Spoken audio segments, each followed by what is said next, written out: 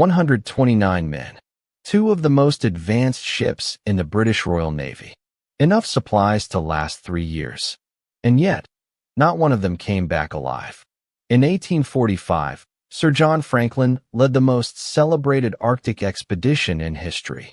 The world watched them sail into the frozen north with cheers, brass bands, and absolute confidence. They never returned. For over 170 years, the fate of the Franklin expedition remained one of the greatest mysteries on Earth. But now, with recovered artifacts, forensic science, and the accounts of Inuit witnesses who watched it all unfold, we can finally reconstruct exactly what happened. Stay until the very end, because the truth is far darker than anyone imagined. May 19, 1845. The Thames River, London. The crowd roared as HMS Erebus and HMS Terror, two battle-hardened bomb vessels now fitted with the very latest in steam technology, pulled away from the docks. At the helm of Erebus stood Sir John Franklin, 59 years old, a decorated Royal Navy officer who had already survived 2 brutal Arctic expeditions.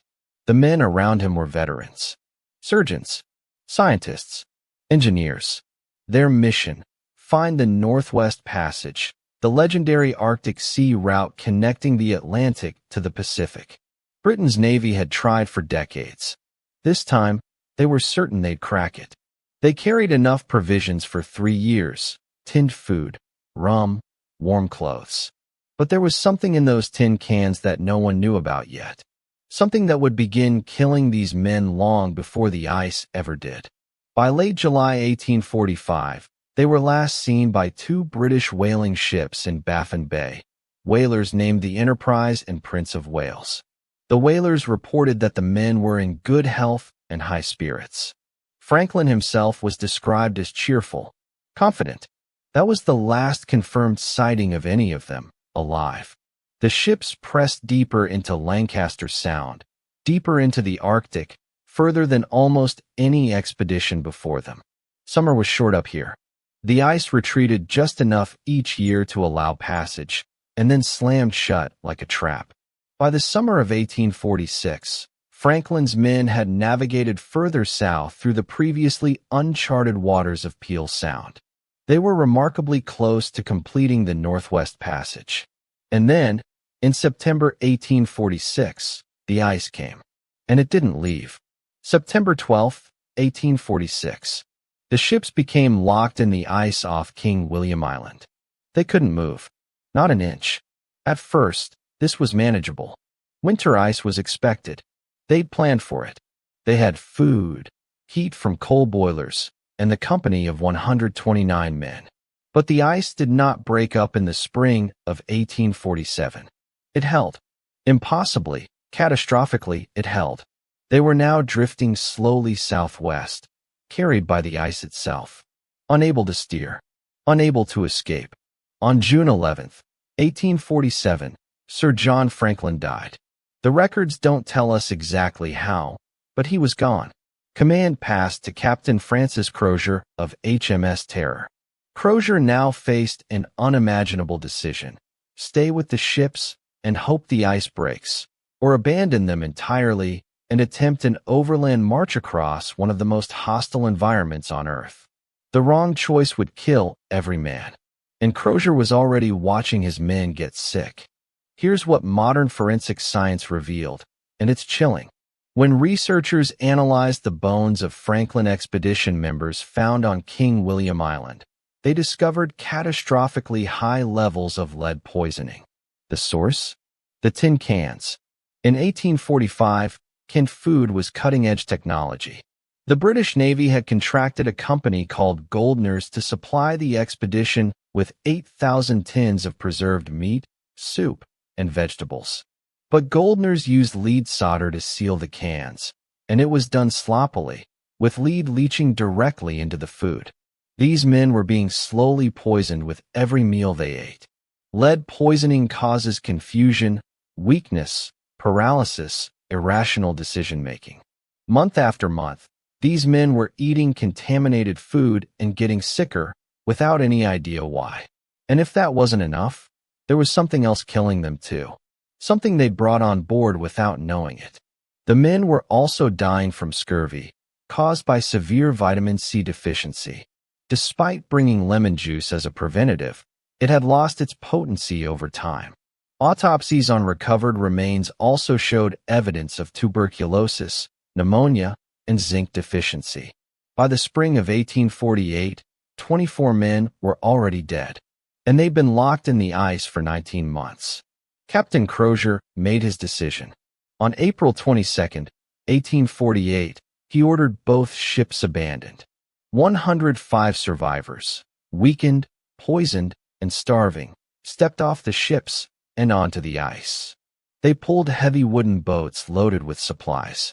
Their destination, the Canadian mainland, roughly 1,000 miles to the south. A march across ice and frozen tundra that would have been brutal for healthy, well-fed men. For these men, half-mad from lead poisoning, crippled by scurvy, it was a death march. And what they left behind on those ships told a story that wouldn't be fully read for another 170 years.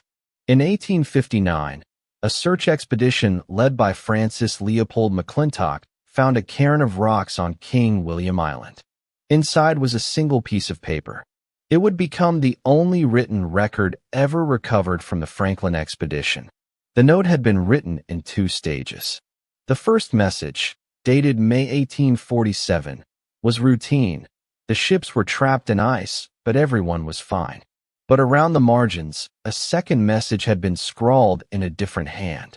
Dated April 25, 1848. It read, Sir John Franklin died on the June 11th, 1847, and the total loss by deaths in the expedition has been to this date 9 officers and 15 men. And then the most chilling line of all, and start on tomorrow 26th for Backsfish River. That note was the last words anyone from the expedition ever left the world. And it raised a question that haunted historians for generations. What happened during that march? Because the Inuit people who lived in this land, they saw it. All of it. The Inuit people of the Arctic witnessed the final days of the Franklin expedition, and they told search parties exactly what they saw. They described groups of gaunt, skeletal white men, too weak to walk properly, dragging heavy boats across the ice. One Inuit account described seeing a large group of men fall down and die together on the shore. Another described a tent with many dead men inside. An Inuit woman named Tukwalito, who served as an interpreter for later American search expeditions, helped relay accounts of Inuit elders who had traded with the survivors. They described men who communicated through gestures, who looked hollow-eyed and desperate, who traded silver spoons and navel buttons for seal meat. And the Inuit described something else, something so disturbing that the Victorian British public initially refused to believe it. The bones, when found, showed clear evidence of something the search parties didn't want to acknowledge. What happened in those final weeks was something no one wanted to say out loud. Modern forensic analysis of bones found on King William Island confirmed what the Inuit had reported more than a century earlier.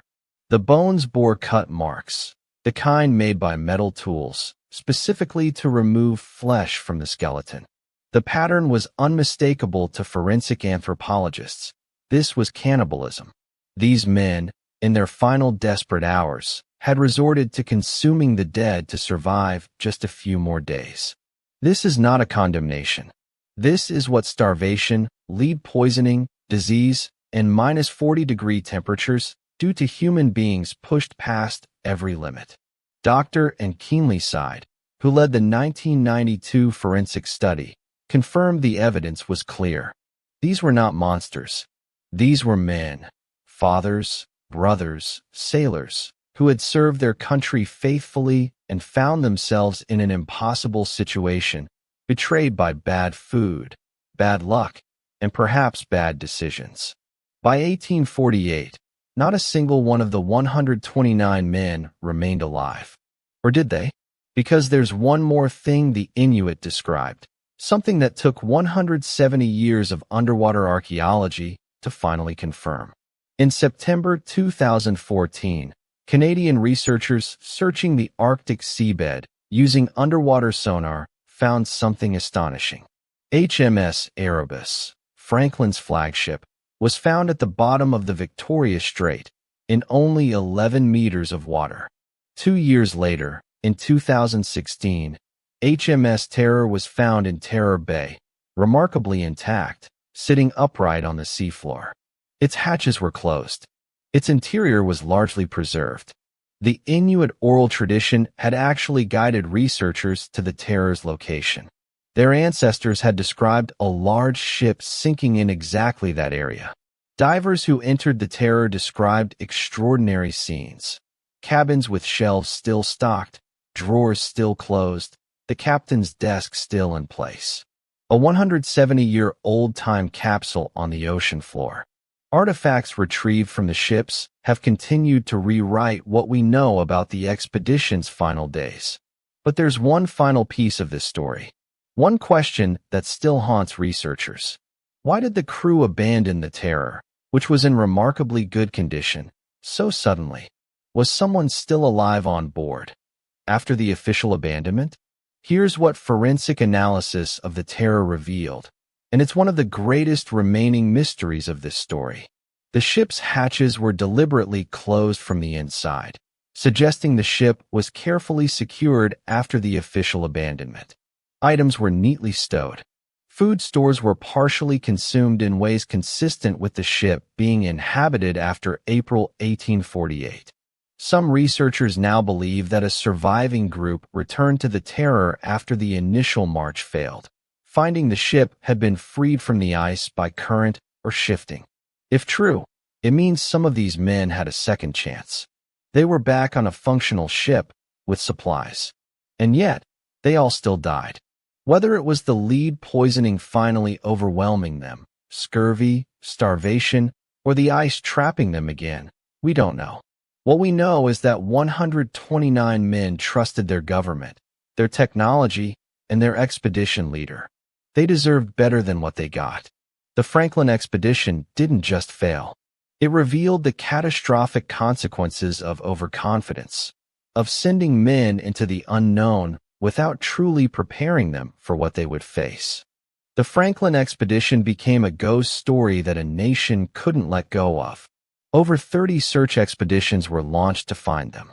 Lady Jane Franklin, Sir John's wife, refused to accept defeat for decades and funded multiple searches herself. She never stopped looking for her husband.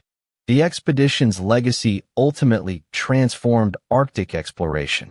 The very failure of Franklin's mission revealed just how brutal and unforgiving the North truly was, and forced future explorers to learn from indigenous knowledge, travel lighter, live off the land, and respect the environment rather than conquer it. Roald Amundsen, who finally navigated the Northwest Passage successfully in 1906, explicitly credited Inuit knowledge and methods as the key to his survival. 129 men, lost to ice, poison, and pride, but not forgotten. If this story gripped you, if you want more deep-dive reconstructions of history's most chilling mysteries, hit subscribe right now. We drop new episodes every week, and you do not want to miss what's coming next. Drop in the comments. Did you know about the lead poisoning theory before watching this? Let's talk about it.